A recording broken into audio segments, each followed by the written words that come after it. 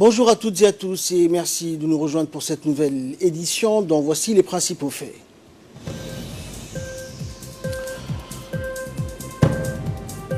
Djibouti, donc, hub régional de logistique et de transport. Dans ce sens, donc, c'est une conférence de presse organisée par le ministre de l'Enseignement supérieur et de la Recherche. Et en Syrie, sommet russe, Iran, Turquie pour faire avancer le règlement en Syrie.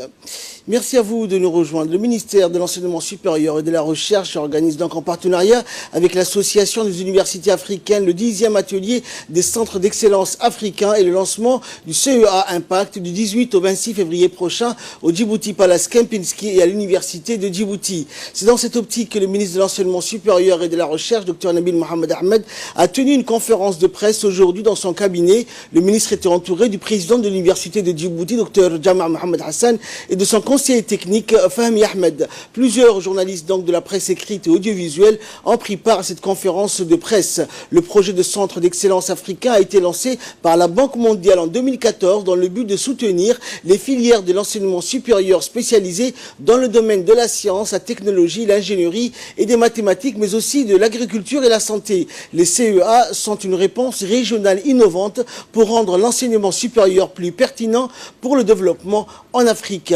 Répondant aux questions donc des journalistes, le président de l'université de Djibouti, Dr Jama Mohamed Hassan, a indiqué que 22 centres d'excellence africains ont été financés par la Banque mondiale et sont actuellement en cours de mise en œuvre dans des universités, notamment au Bénin, au Burkina Faso, au Cameroun, en Côte d'Ivoire, Gambie, en Ghana, au Nigeria, au Sénégal et au Togo, et sont en train de donner des résultats satisfaisants. 44 nouveaux projets de centres d'excellence à travers une nouvelle phase dénommée CEA Impact vont être financés par la Banque mondiale et l'Agence française de développement.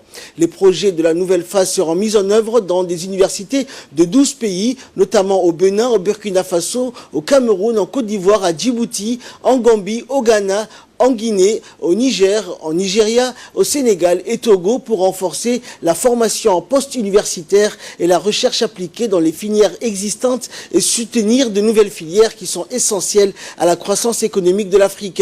Le président de l'université de Djibouti a ajouté également que les universités et facultés des pays voisins de Djibouti comme la Somalie et l'Éthiopie sont invités pour cette conférence pour qu'ils puissent profiter et bénéficier des expériences des autres universités africaines.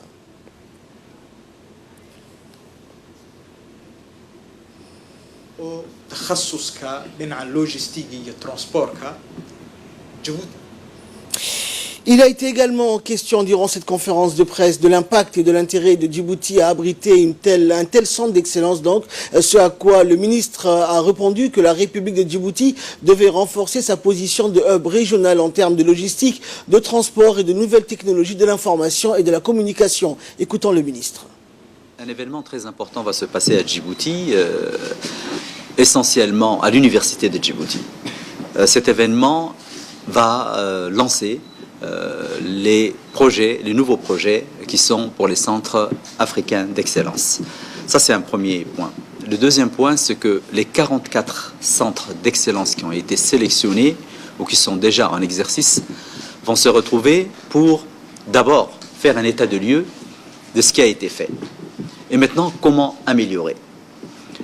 L'objectif étant de nouer des relations également entre universités africaines pour faire émerger des universités d'excellence, tenir compte des erreurs du passé et aller de l'avant pour que tous les professeurs, tous les experts, tous les enseignants soient au fait de l'importance de ces centres d'excellence, mais également de ce qui pourra être fait dans l'avenir dans des relations concertées de collaboration et de partage d'expériences. Nous avons aujourd'hui plus de 12 pays africains.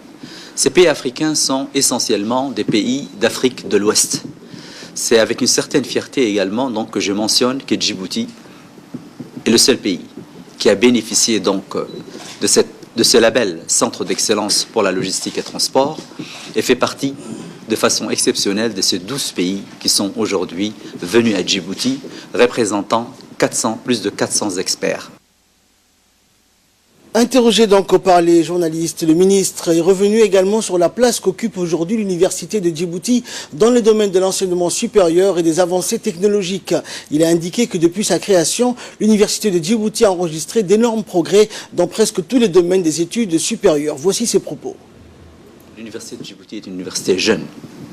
L'université de Djibouti a fait énormément de progrès. L'université de Djibouti dispose aujourd'hui de plus de 135 docteurs, voire doctorants. Donc comment, à partir de tout ça, faire à ce que l'université de Djibouti joue un rôle régional et international? Régional, tout d'abord, en partageant son expérience. Parce que, à travers ces projets ICE sur la logistique et le transport, l'université de Djibouti va devenir un centre d'excellence où tous les étudiants désireux de suivre une formation de qualité puissent concourir pour accéder à cette université, à ces centres d'excellence. Deuxièmement, ce qui est important, c'est ouvrir la porte à tous nos étudiants, à tous les chercheurs capables d'innover, capables d'apporter quelque chose dans ces centres d'excellence, de pouvoir participer. Troisièmement, ce qui est important, c'est qu'on va travailler sur les nouvelles technologies du numérique, c'est-à-dire donner des opportunités pour améliorer nos infrastructures à travers l'étude, la collecte de données, mais également l'utilisation des nouvelles technologies à travers les algorithmes qui pourront dire à travers un système de transport où se trouve l'efficacité, où se trouve la non-efficacité et comment l'améliorer. Ce sont des nouvelles technologies. Dans le monde entier aujourd'hui, il manque des experts, plus particulièrement en Afrique. Et nous avons souhaité, à travers ce projet, et puisque la logistique et le transport fait partie de l'importance, joue un rôle important dans notre économie, comment faire pour que non seulement on utilise la nouvelle technologie, mais qu'on puisse être les meilleurs dans la région. Djibouti est souvent, et toujours, je dirais, la recommandation du président de la République, comme nous avons eu la chance d'avoir un pays calme, un pays de paix, un pays en pleine croissance économique, c'est des deux nos frères qui sont autour de nous, qui souffrent et qui se trouvent dans des situations des fois plus compliquées pour accéder à cette excellence. C'est pour ça que nous avons eu l'initiative d'inviter nos frères somaliens également à prendre part à cette conférence. D'une part, ça leur permettra d'avoir une idée de ce que c'est. D'autre part, ça enrichira bien sûr leur savoir et leur connaissance, mais ça leur donnera également, avec l'appui de Djibouti, la possibilité de demander, Inch'Allah, à la prochaine proposition, également eux, un CEA, un centre d'excellence africain en partenariat avec Djibouti, Inch'Allah. Et c'est donc du 18 au 26 février prochain que les 44 centres d'excellence africains et leurs partenaires se retrouveront à Djibouti pour discuter des activités en cours, des avancées, partager les expériences et renforcer leur impact sur les défis de développement du continent auxquels ils sont en train de s'attaquer. Donc l'opportunité sera saisie pour lancer officiellement le projet des centres d'excellence africains Impact qui saisiront l'occasion pour échanger sur leurs programmes respectifs, constituer des réseaux et nouer des partenariats en vue d'assurer une bonne mise en œuvre des dits programmes. Également dans l'actualité, un accident corporel de la circulation routière s'est produit hier sur la route nationale 1 au niveau du PK30. Il s'agit d'un bus de marque Mitsubishi ayant à son bord 30 passagers, y compris le conducteur en provenance d'Addis Abeba et se dirigeant vers Djibouti. Arrivé à la descente du PK30, le conducteur perd le contrôle de son véhicule et quitte la chaussée vers la droite par rapport à son sens de marche. Ainsi, le bus s'est renversé et s'est immobilisé sur son côté droit. Dans cet accident corporel, 9 personnes ont été blessées, dont une grièvement. Les victimes ont été aussitôt évacuées vers le centre médical sanitaire d'Arta. Les opérations des constatations ainsi que la régulation ont été assurées par les gendarmes de la brigade de sécurité routière du PK12. Le haut commandement de la gendarmerie nationale rappelle aux automobilistes que la vitesse excessive est la cause principale des accidents mortels survenant sur nos routes en dehors des zones urbaines. En ce sens, il est demandé aux usagers de respecter la vitesse autorisée de 80 km/h hors agglomération et d'attacher la ceinture de sécurité en vue de préserver leur vie et celle des autres. L'association des femmes de Tadjoura, l'AFT, présidée par Mme Hasna Hassan Ali, a procédé donc aujourd'hui au lancement du projet expérimental qui consiste à réduire les impacts négatifs des déchets plastiques sur l'environnement par la promotion des emplois décents des artisanes. En prit part donc à cet événement le préfet adjoint, le vice-président du conseil régional, les autorités coutumières ainsi que les femmes de la Ville Blanche. Dans son intervention, la présidente de l'association des femmes de Tadjoura a mis l'accent sur la portée du projet en soulignant que le projet va au-delà des espérances des artisans car l'environnement concerne toute la région, le pays, l'Afrique et la planète entière. En continuant donc, elle a exprimé sa satisfaction car la journée est aussi bien historique pour la protection de l'environnement et bien sûr des artisanes qui bénéficieront. Deuxièmement, organiser la collecte de traitement et la confection des déchets. Troisièmement, contribuer à la lutte contre la pauvreté à travers des projets transformateurs. Les bénéficiaires suivront une formation avec engouement et de relever le défi. Je demande aux autorités locales d'apporter leur contribution administrative en facilitant le déroulement des projets et à la population d'accueillir le projet et de s'y adhérer pour les besoins de la région. Et enfin, dans Culture, pour clore l'actualité nationale, la section culturelle de l'ambassade des États-Unis à Djibouti, en partenariat avec le E-Learning Center de Balbala, a organisé donc lundi dernier un concert gratuit qui a fait sensation à Wahledaba. Pendant 2 heures, le groupe musical USAF, band de l'armée de l'air américaine, a interprété des titres américains du moment qui ont résonné chez le jeune public djiboutien.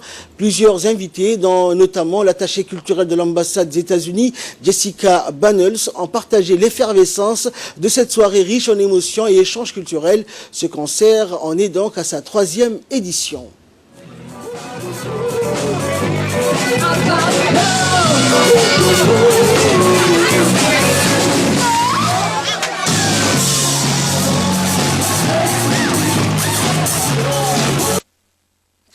En nouvelle du monde à présent, concernant le sommet Russie-Iran-Turquie pour faire avancer le règlement donc en Syrie, les présidents russes, iraniens et turcs se réunissent donc aujourd'hui dans le sud de la Russie pour tenter de relancer le règlement du conflit en Syrie au moment où le groupe djihadiste État islamique est acculé et Washington prépare son retrait militaire. La Syrie, où 8 ans de conflit ont fait plus de 350 000 morts, se trouve cette semaine au centre d'un intense ballet diplomatique avec une réunion de la coalition anti-État islamique à Munich et une conférence sur le Proche-Orient à Varsovie en présence du chef de la diplomatie américaine Mike Pompeo et du Premier ministre israélien Benjamin Netanyahu.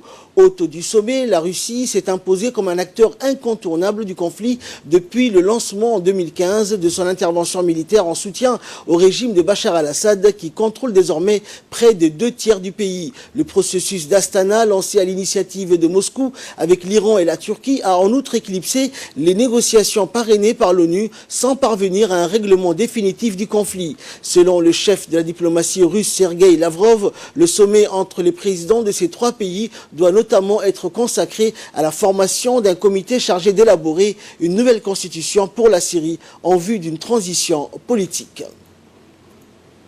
À Varsovie, une conférence controversée sur le Moyen-Orient. Varsovie, donc, qui accueille les délégations d'une 60aine de pays, dont les États-Unis, Israël et des États du Golfe. La plupart des pays européens, hormis le Royaume-Uni, en ont donc en revanche décliné l'invitation polonaise. Cette conférence qui vise officiellement à promouvoir la paix et la sécurité au Moyen-Orient est perçue par beaucoup comme une tentative d'isoler davantage encore l'Iran.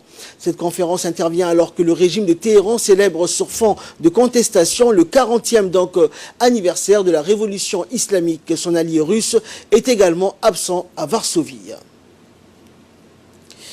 Et enfin, Séoul et Pyongyang vont présenter une candidature commune pour les Jeux Olympiques de 2032. La lettre d'intention devrait être déposée demain à Lausanne, à Genève. Elle comportera 2 signatures, celle de Séoul et celle de Pyongyang, poursuivant donc leur politique de rapprochement engagée ces derniers mois, les deux capitales coréennes du Sud et du Nord ont décidé de faire acte de candidature commune auprès du Comité international olympique pour accueillir les Jeux olympiques de 2032. L'initiative concrétise donc un engagement pris lors du sommet intercoréen de septembre 2018 à Pyongyang. Le président du Sud, Moon Jae-in, et le dirigeant du Nord, Kim Jong-un, avaient décidé de coopérer pour organiser conjointement les Jeux olympiques d'été de 2032. Le CIO a d'ores et déjà fait savoir dans un communiqué sa satisfaction, le sport pouvant une nouvelle fois apporter une contribution à la paix dans la péninsule coréenne et dans le monde.